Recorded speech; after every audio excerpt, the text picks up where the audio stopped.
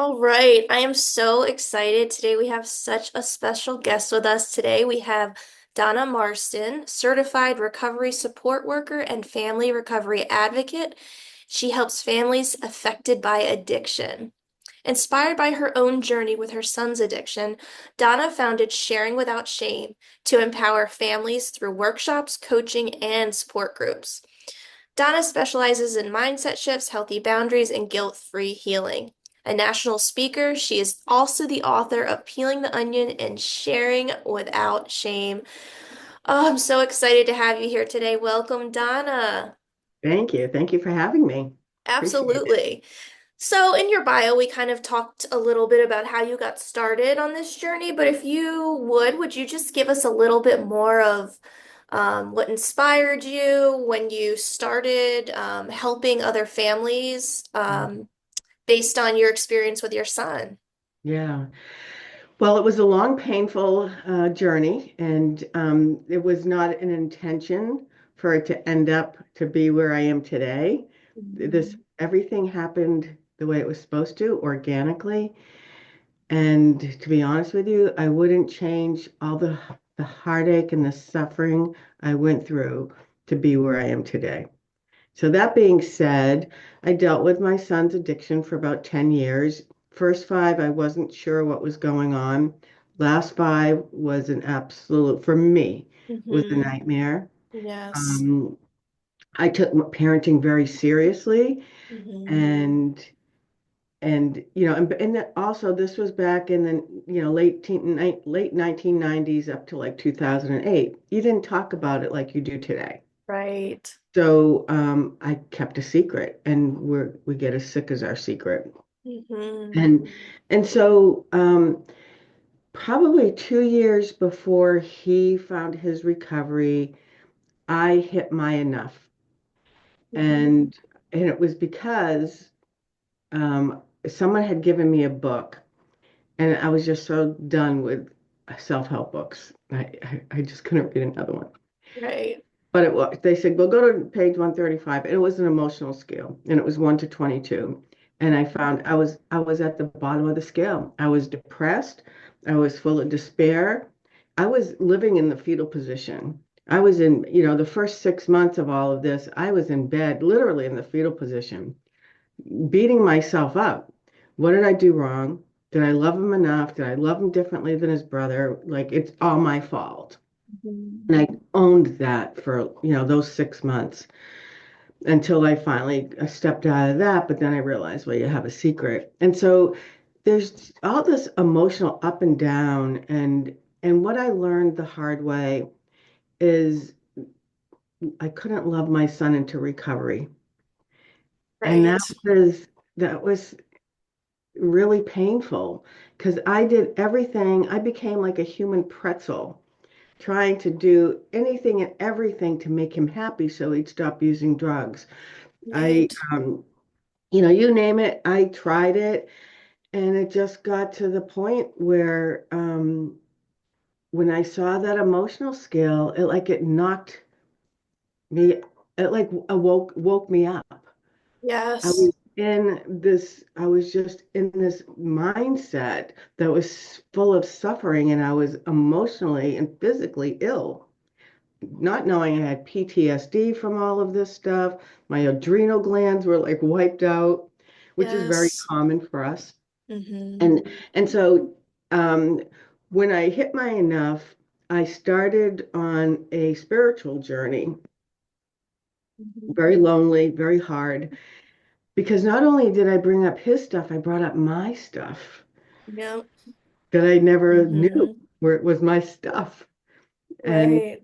so there was a lot of healing going on. And eventually I had some Reiki, and I loved how it made me feel. It was the first time in years that I smiled, and my heart felt a little lighter, and I had a little Oh, bounce in my step. So I pursued that and became a Shambhali Reiki master. And wow. yeah, and so through meditation and journaling and my spirituality was how I did my recovery from codependency and unhealthy helping. Wow, that sounds like quite a journey. And Donna, remind me again, how old was your son when you said it was a secret at first, but how Yeah. old was your son when you found out that he was in active addiction? I suspected at age 15. 15, okay. Yeah, and at age 18, like really asking questions, and he denied it because they make you feel like you're the crazy one. Oh, yes. And Mm-hmm. then at age 20, he admitted to some of it. But what I learned is if someone tells you this much, it's this much. Right. So, Absolutely. yeah, so I found out much later, after his recovery, that he was an IV heroin user at the age of 17. Okay. And he found his recovery at 25. Wow. Wow, that's Mm. amazing. That is so Yeah. amazing. And that you found your recovery because a lot of people don't understand that the family is so impacted, even more sometimes than the person in active addiction, that they need to recover as well. So, Right. mm-hmm. And I wasn't self-medicating like he Mm-hmm. was. So I was Right. feeling my pain, Exactly. so that Mm-hmm. I think that's the difference. And as parents, we're as happy as our happiest child. Right. And when you have a child who's emotionally ill, you don't do real well. Exactly. Most of us, not all of us. Some parents do fine, but for me, it was devastating. No. Yeah, that's so, so hard. So in your experience with all the parents that you've worked with over the years, Donna, with kids or, adult children in active addiction, so the research tells us that individuals with, certain conditions like ADHD or anxiety, depression, whatever it may be, they're at higher risk for developing an addiction. Have you seen that in your work with parents? Well, it's interesting. I have two boys. Mm-hmm. My youngest was diagnosed with ADD, and my oldest, who has the substance use disorder, Mm-hmm. was ADHD. And Mm-hmm. so I ran family support groups in the state of New Hampshire for over 12 years, and now I do it nationally. And I'd say 80% of the people, their kids were ADHD, had anxiety, they had some sort of mental health issue. Doesn't Yes. mean that, like my son now, today, doesn't have any, Mm-hmm. he's fine. That's But, great. you know, back then, school was tough for him. Mm-hmm. Yeah, absolutely. But yeah, it's Yeah. prevalent. They say too that, with ADHD brains, typically dopamine levels, that reward chemical, is a lot lower. And so people with ADHD are constantly seeking dopamine in different ways. And, using drugs or alcohol or whatever it may be, that gives them that instant gratification. And so that's I think a large Yeah. reason why, people with different types of conditions turn to substances. And it gives them that initially, and then they're Right, in search for initially. it, Mm-hmm. right? Because it's really not about the drink or the drug. It's Right. what internally is going on that they're self-medicating to suppress. Right. Absolutely. Yeah, I've heard when someone's in addiction, it's like, that's their solution. The alcohol or the drugs, that's their solution. We're trying to find help for them to get help for the addiction, but really we need to uncover what's going on underneath. Uh, Yeah, and you'll hear a mhm. lot of people when they're in recovery say they felt normal when they were medicated, when they were under the influence. Right. It gave them courage. A lot of people who self-medicate are insecure. They don't love themselves. They Right. have anxiety. There's all kinds of, it's usually like, social, they lack some social skills, Right. social Absolutely. confidence. Mm-hmm. And so that's what goes on because, it's what their brain tells them. Right. Right? I It, know I can tell you when I was living through those years, my brain was my hell. My head was my hell yep. because it told me I sucked as a mother. I did Mhm. this wrong, I did that wrong, and it was all my fault. And, Right. and so, that it's what our brains do to us in the big scheme of things. Right. Absolutely. So, Donna, looking back, I know that you had said like first you weren't aware of the addiction, then you were, and it was a secret. Um, Is there anything that you can say to parents that are listening to look out for any type of warning signs? Like, is there anything where you looked back and you're like, oh, that was really what was going on? Yeah. Can you speak to that at all? Any types of, risks or warning signs that parents can be mindful Yeah. of? You know what? Number one, it's gut instinct. When your gut is Mm-hmm. screaming at you that something's wrong, something's probably wrong. And my gut Right. was screaming at me, but I couldn't Mm-hmm. figure it out. As time went on, he's getting disheveled looking. His friends Yes. are changing. Mm-hmm. He's not home as much. He's not sleeping at night. Mm-hmm. All this stuff. He'd be in our family room nodding off. Now I know it was nodding off, and Right. drooling, and I'd go in the 3 o'clock in the afternoon and go, "What are you doing?" And I'm Right. tired. And so I'd walk away and go, "Well, teenagers, right? Because Mm-hmm. they don't go, they're up all night on the phone or whatever, or doing their thing." Right.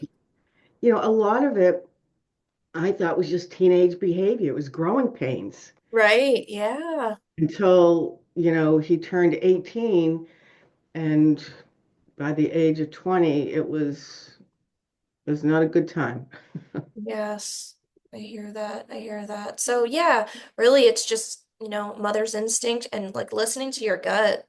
And of course there might be some of those like external things that you're noticing, like, his appearance was changing and I'm sure I don't want to assume, but I'm assuming the grades were um Well, affected they were by never this. good. Okay. Okay. You know, Yeah. he was, it's interesting. And I look back now, he was bored with school. Both my boys were bored with school and hmm highly successful adults. That literally is so amazing to hear. Like, what, for all the parents that are listening, like, your kid went through like so much, and so did you, and so did your family as a whole. And he struggled in school, he struggled with addiction, and now he's a successful adult. I mean, to anyone listening out there with a child with ADHD, should be like, if I was a parent with a child with ADHD and I was listening to this conversation, it would give me so much hope to hear your Yeah. story. And be careful with the medications that you Mm-hmm. put your kids on because it changes their brain chemistry. I ended up Mm-hmm. taking my boys to a homeopathic chiropractor, and he worked Oh. on their nervous system, and we Mm-hmm. worked with herbs Mm-hmm. to help them, so that they could concentrate and do whatever. Now, Right. adults, it's like they've outgrown it. I'm sure that there's, maybe my son's wife sees signs. I don't know. I don't. Right. Mm-hmm. But both boys own their own business, and they both dropped out of college. It just wasn't Oh. jam. It wasn't their Mm-hmm. thing, and, Mm-hmm. and they fumbled for a lot of years. It's interesting because when my boys hit, which is when the brain really for young kids Mm-hmm. really, I think more so boys at age 28, it's when it's like really developed. Yes. That That's frontal lobe. 28 to 30 is when my boys started to really move forward in life, and they are really hard workers, Mm-hmm. great with their hands, That's right? great. And they opened up a HVAC business Oh, that's and awesome. very successful. They have a lot of employees. And my son, who is in recovery, he invests in commercial and residential real estate. He has a family, he has three beautiful children, he owns multiple homes, and it's all because he met some people in the program, Mm-hmm. NA. He preferred NA, Mm-hmm. and they all just held each other accountable, and they challenged each other. And then Mm-hmm. they started with this group called Miracle Morning. And Mm-hmm. this guy, Al Elrod, wrote a book, Miracle Morning, because he had gone through so much trauma and how he became a successful adult. My son followed that, and that's how he moved forward. And he brought his brother with him. That's And before amazing. they used to like, pulverize each other when they were Mm-hmm. little, right? And my Mm-hmm. youngest was so upset with his older brother, wanted nothing to do with him. Mm-hmm. as and I had to respect that. And I'm trying to keep everybody together. And finally I had to respect, like, no, they don't want to be around each other. I have to figure this out. And Right. now they're best of friends. That's amazing.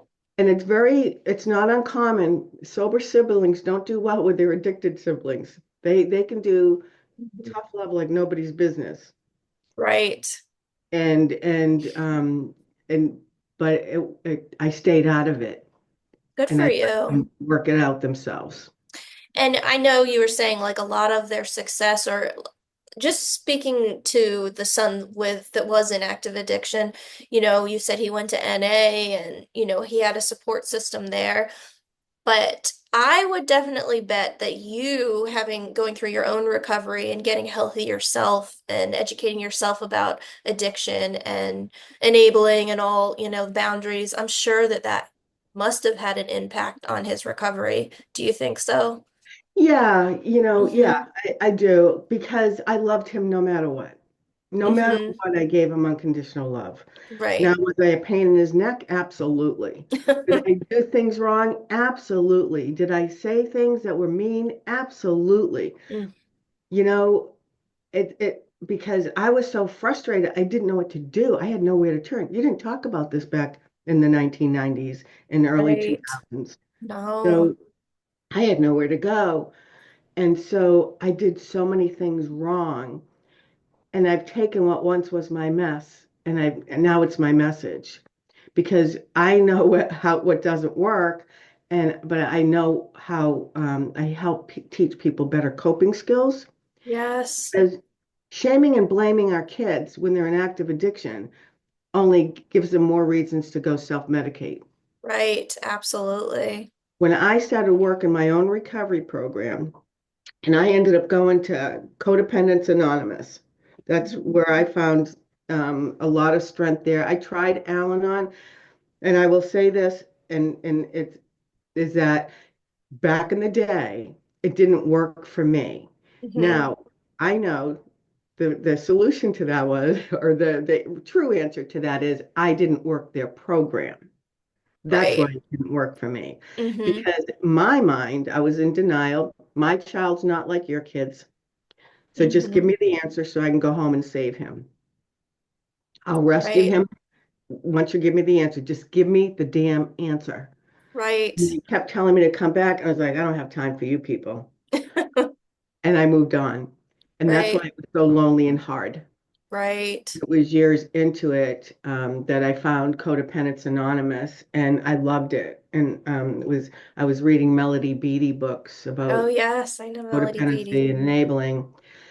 And but one of the things I do want to mention, if I may, is that Yes. some of the language that we use, and I think it's really important when people are in my groups or when they work with me, private sessions, we don't we don't label their children. We call them by their first names. Yes. Some people call them their addict son or their addict daughter, No. and labels are for jars. They're not for loved ones or anybody. Yes. And Hmm. so we use kinder language. Hmm. We see the person first, not their disease first. Yes. I love that. And that's really important. And I don't use the word enabling anymore because No. what I realized is that people were shaming and blaming me for loving my child and wanted to Mhm. keep him alive. And so again, in my groups and in my sessions, we talk about what unhealthy helping looks like. Unhealthy helping. I like Mm. that. Hmm. And I see, parents, their shoulders relax, they can breathe, you know, because Yes. we have a tendency to hold our breath. I was always walking around with like this, with my breath held because I was just waiting for the call, Yes. right? So Hmm. just learning to relax and doing self-care because I had like an aha moment that if I didn't figure this out, and this was when my son was in treatment, that if he comes home and he's really healthy and he says to me, Mom, you're toxic to my recovery. I love you, but I can't be around you. And that pivotal moment, that's when I really did a lot of work on myself. I That's changed amazing. I changed what came out of my mouth and how it came out of my mouth. Wow, wow. So the work that you did on yourself and the work that you offer other parents that are going through something similar, a child with active addiction, language, you really need to adjust the language that comes out of your mouth and how you say things. Mhm. What other strategies or coping skills have you used for yourself, Donna, and have you used to help others with kids with active addiction? Well, often our kids are homeless. Some people just Mm-hmm. can't have them in the home anymore. So what we do is a love code. Love And code. what that is we send either a heart that Mm-hmm. says, you're in my heart, or Mm-hmm. some parents might send an ear, I'm ready to listen, or they'll send a hug, but just letting them know, I love you. I don't need to get into a conversation with you today, Right. but I love you. What we can do is drop seeds of Mm-hmm. hope. I'll support you in your recovery. I just can't participate in the toxic dance of your addiction. Right, right. But when you're ready for help, I'm right here. I'll give you a ride. I love And that. I'll give you an example. I had a mom who's was her second marriage, and the stepdad, it was an adult son who was homeless, and Mm-hmm. he wasn't allowed in the house. And she was, sick over it. And it was in the summer. She goes, I just want to feed him. I just want to know he's eating. So Mm-hmm. I said, well, what are the rules? And he said, well, he can't come in the house. I said, he didn't say come on the property. And she goes, no, he never said that. I said, well, if you have a picnic table, or if you don't, I'd put a table out there. I'd make a meal, bring it out to the table, have your son come, break Mm-hmm. bread with him, and then you can give him food to take with him. Makes you feel better. But don't talk about his addiction. Talk about Mm-hmm. the good times. Talk about his Yes. childhood when it was happy. Bring out some pictures of some fun things that you did. Talk Oh, about that stuff yes. because they're beating themselves up enough. They don't need us to add to it. Right, Our right. job is to love them unconditionally with healthy boundaries. Yes, I love that. I absolutely love that. And you Hmm. mentioned, we all, we know how important self-care is, Yeah, huge. Um, so you said you've done Reiki, you've really learned how to connect to your breath and like not hold your breath. Um, and is there anything else that you do, Donna, to keep yourself healthy? We'll just say that. Well, a healthy well-being. Yeah, well, I live by that emotional scale. I keep my Mm-hmm. 1 to 22. I keep myself 1 to 7. And Mm-hmm. if you get to 8, it's boredom. And whether you have Boredom. a substance use disorder or not, when we get bored, all bets are off. We're not going to vibrate down to anger, worry, all these yucky feelings. Right. So I try to keep myself in a very healthy frame of mind. I Mm-hmm. don't listen to the chitter chatter anymore. My head is on it. Like there's nothing going on unless I want it to go on, if that makes sense. It sounds a little ditzy. No, I get that. I'm at peace. I have found peace within my head. And so, and how I did it back in the day was, it would be like you suck, you're this, you're that, blah, blah, blah, all this stuff. And I would just start singing a song in my head. I'd put headphones on with music. I would tell that Donna Downer, knock it off. I'm not talking to you. Leave me alone. I mean, it sounds crazy, but No, whatever eventually works. it worked. Yeah. That's that's amazing. That is so, so amazing, Donna. And I Oh, journaled. I did 2 journals. One in the morning, I journaled about what I was grateful for. And it I started do. off, really pathetic, like, I was making it up. But eventually I was writing, a paragraph. So I would write what I was grateful for every morning. And then at night, I would journal about what went on during the day. Because that way I saw his behavior and I saw my bad behavior when I looked back. What awareness, yes. And I saw what I needed to change. And so with that emotional scale, Donna, do you still use that to this day? Is that something that like every single day? Is it like a actual visual that you pull out and you're like, where am I today? Or are you No, just so because good at it now it's in your head? yeah, I'm so good at Mhm. it now. It's in my head. Yeah, Okay. yeah. So for parents who are just coming to you, Hmm.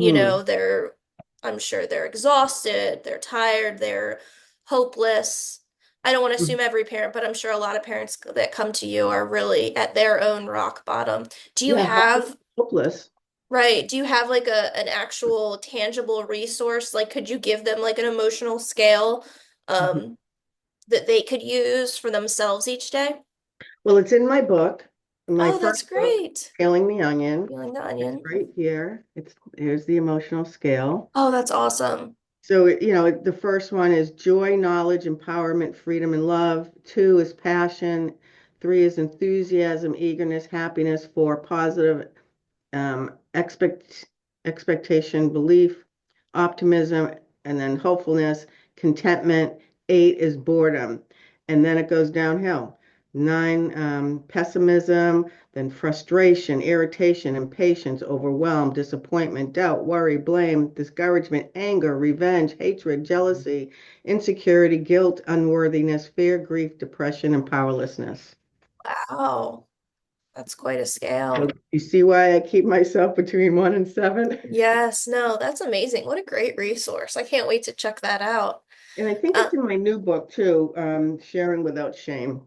Sharing without shame. Okay, Yeah. wonderful. Wonderful. Yeah. And we'll definitely be dropping all Donna's links and the titles to the books that she's authored. This has been awesome, Donna. Can you as we wrap up, can you tell us what is that one piece of advice that you would give to a parent who is worried that their child is headed towards the road to addiction, or also to a parent who has a child in active addiction, who's hopeless and doesn't know where to turn? What advice would you give them? Well, I think it's awareness. And when your child's little, I know a lot of people in recovery, they started stealing like food, sweets, when they were 5, 6, 7 years old, stuff like Hmm. that. My son stole at 10, unbeknownst to me. Look Hmm. for stuff like that.